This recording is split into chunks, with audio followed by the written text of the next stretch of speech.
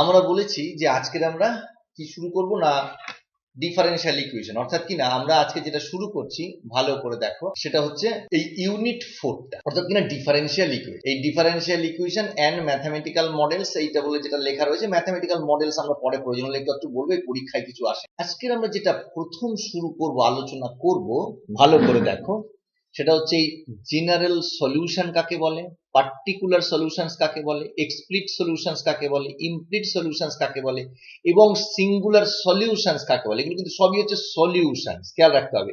এইখান থেকে শুরু করে এই পর্যন্ত যা আছে সব হচ্ছে গিয়ে সলিউশনের type of a differential equation. এইটা নিয়ে আমরা প্রথমে আজকের আলোচনা করব।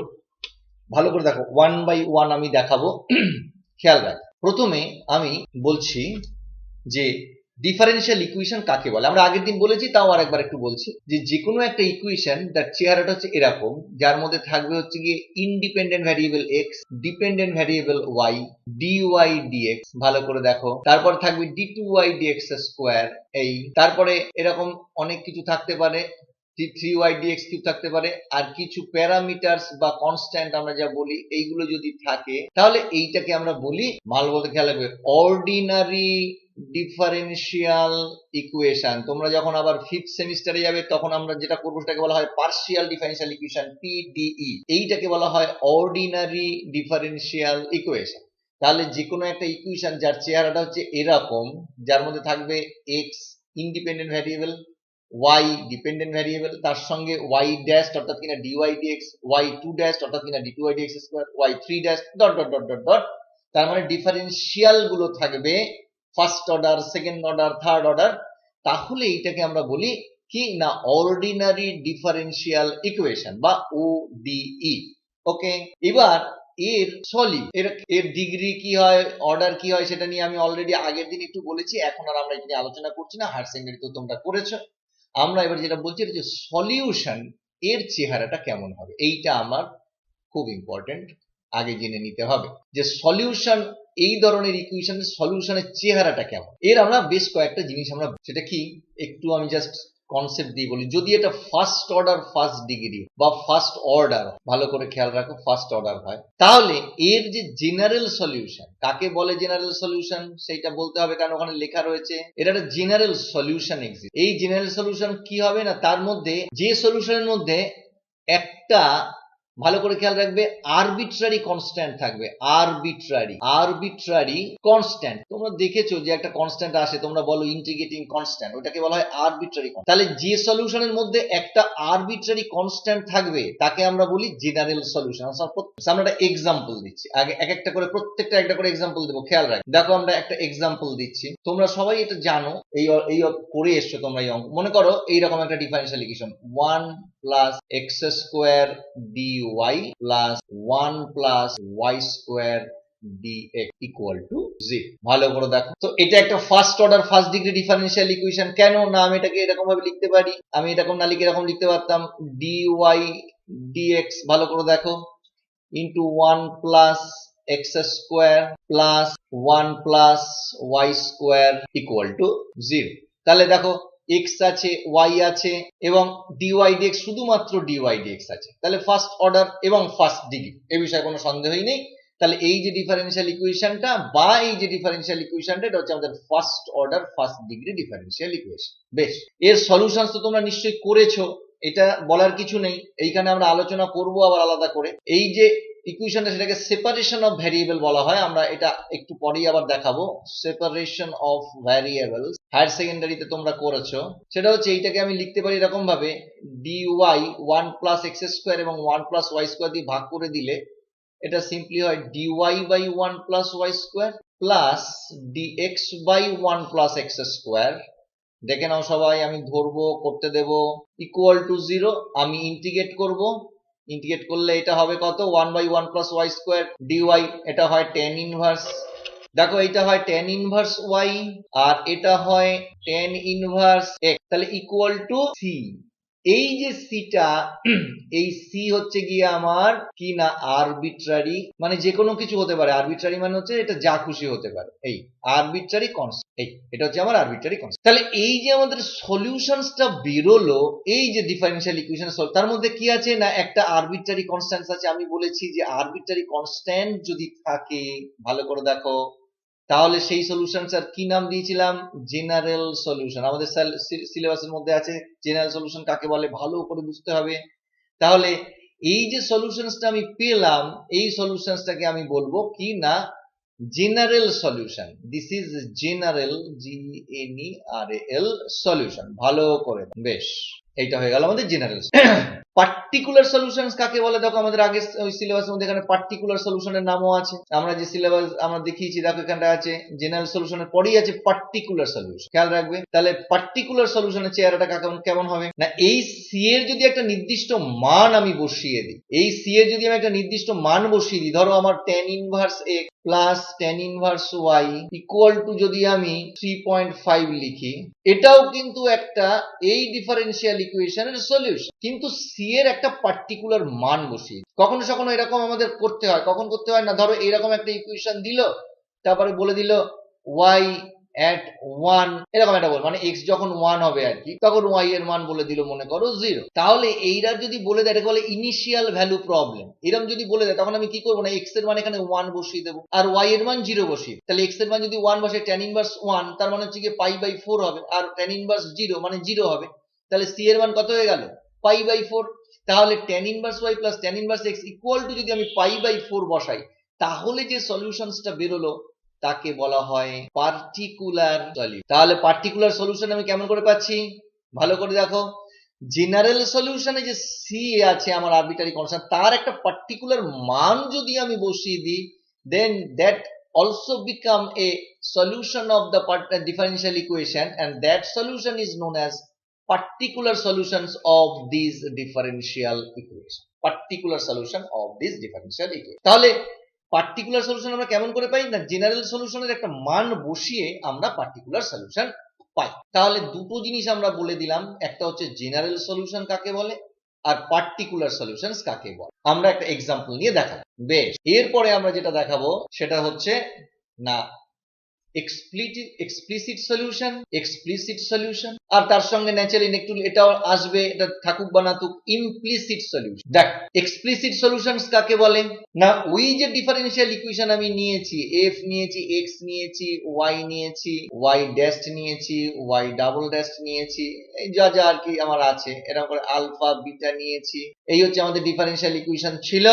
তার সলিউশনসটা যেটা, সেই সলিউশনসটাকে যদি আমি এইরকম ভাবে লিখে ফেলতে পারি y ইকুয়াল টু 5x, ভালো করে ভাবো, দেখো তার মানে x গুলো সব ডান দিকে, y টা বাঁ দিকে, y as a function of x পরিষ্কার লিখে দিতে পারলাম। তাহলে এইটাকে বলা হয় এক্সপ্লিসিট সলিউশন। আর যদি তা না লিখতে না পারি, সলিউশনসটা যদি আমার এরকম ফর্মে হয় f(x, y) equal two c বা f of x, y, c equal to 0, অবশ্যই এর মধ্যে একটা c থাকবে, এটা বলার কিছু নেই, আমি f(c) লিখলাম এখানটায়, কারণ একটা আরবিট্রারি কনস্ট্যান্ট রাখতে হবে জেনারেল সলিউশনের মধ্যে। তো যদি এইরকম ভাবে লেখা যায় যে x টা একদিকে সবগুলো আর y টা আলাদা করে একদম ফাংশন অফ x হিসাবে লিখে ফেলতে পেরেছি, তাহলে এটাকে বলা হয় এক্সপ্লিসিট সলিউশন। Mind that. আর যদি তা না লিখতে পারি, দেখা যাচ্ছে x, y, c এমন করে আছে, y as a function of x লিখতে পারছি না, তখন এটাকে বলা হয় ইমপ্লিসিট সলিউশন। দেখো আমরা একটা ইকুয়েশন নিই, তাহলে বুঝতে পারবে যে কাকে বলে। ধরো আমি ইকুয়েশনটা নিলাম dy x dy plus y dx, একটা ডিফারেনশিয়াল ইকুয়েশন নিচ্ছি, ইকুয়াল টু 1/y dy। দেখ বলো, এটা first order first degree differential equation না ইকুয়েশন নয়? হ্যাঁ, কেন? খুব স্বাভাবিক, আমি যদি এটাকে dy dx করে লিখি, তাহলে খুব স্বাভাবিকভাবেই হবে x মাইনাস 1/y, এই যে এটা এপাশে নিয়ে এলাম dy dx, এভাবেও দিতে পারতাম আমি, অঙ্কটা আমি দিইনি, একটু সাজিয়েই দিয়েছি, প্লাস dx এই y ইকুয়াল টু 0, এইভাবে দিতে পারতাম, অসুবিধা নেই, এটাও যা এটাও তাই। তা ধরো এই ইকুয়েশনটাই আমায় দেওয়া আছে, যদি সলিউশন আমাকে বার করতে দেয়, তাহলে আমাকে কি করতে হবে? দেখো এটা আমরা আগের দিন একটা অঙ্ক, এই যে আমার x dy dy dx, এটাকে কিভাবে লেখা যায়? d of xy লেখা যায় না? আচ্ছা, তাহলে d of xy equal to 1/y dy, আমি যদি এবারে ইন্টিগ্রেট করি, d of xy করলে কত হবে? xy সিম্পলি ইন্টিগ্রেশন করলে, আর এইটা করলে কত হয় 1/y dy ডিভিশন করলে কত, হ্যাঁ তাহলে log টু দি বেস ই সেটাকে আমরা লিখি ln y, খেয়াল রাখবে।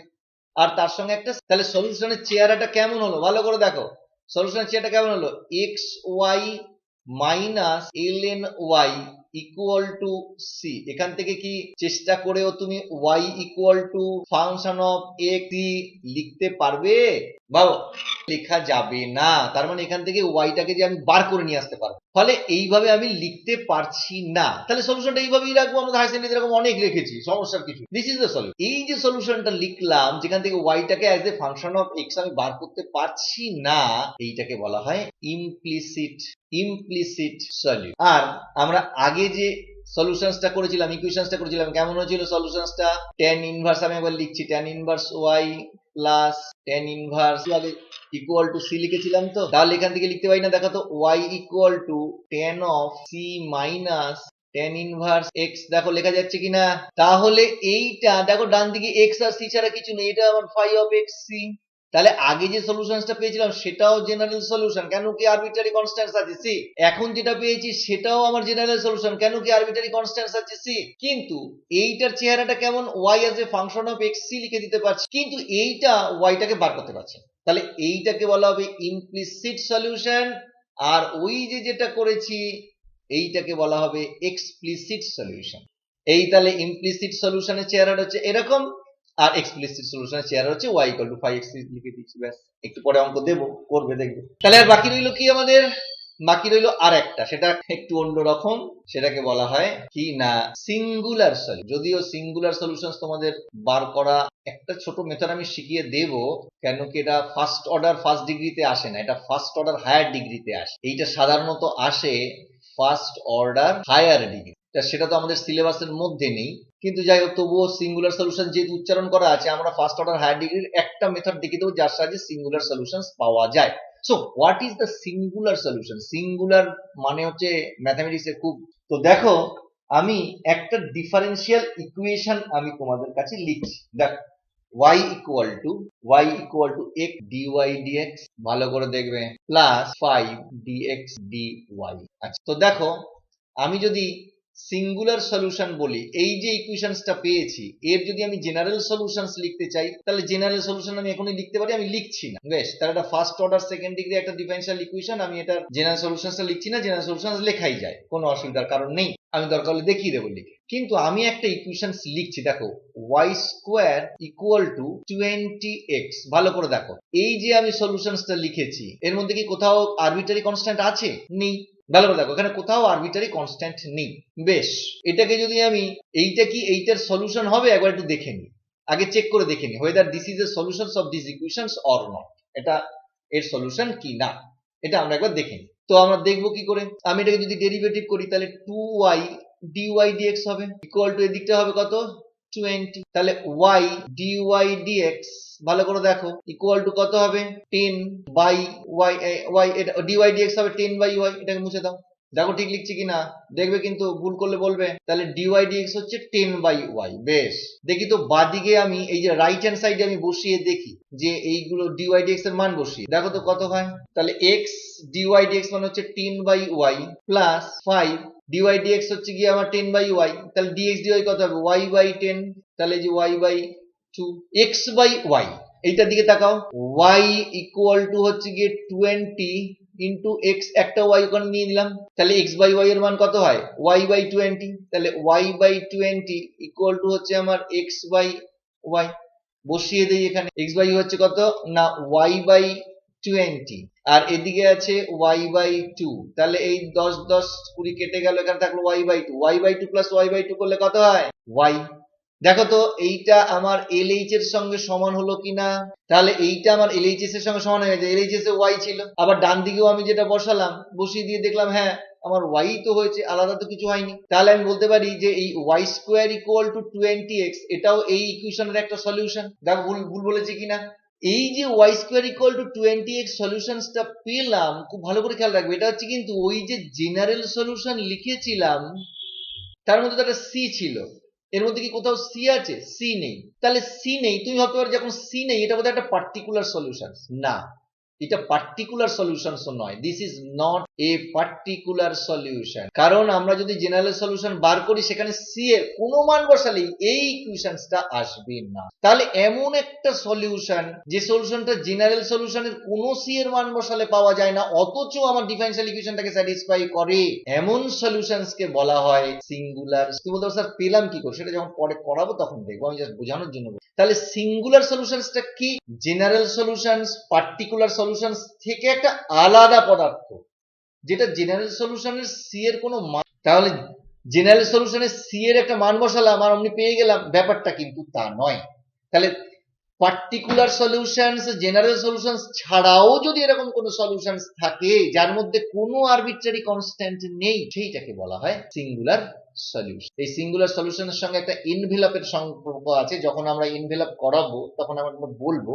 তো আমাদের যা যা ওখানে ছিল সব কটা জিনিস আমরা আলোচনা করলাম।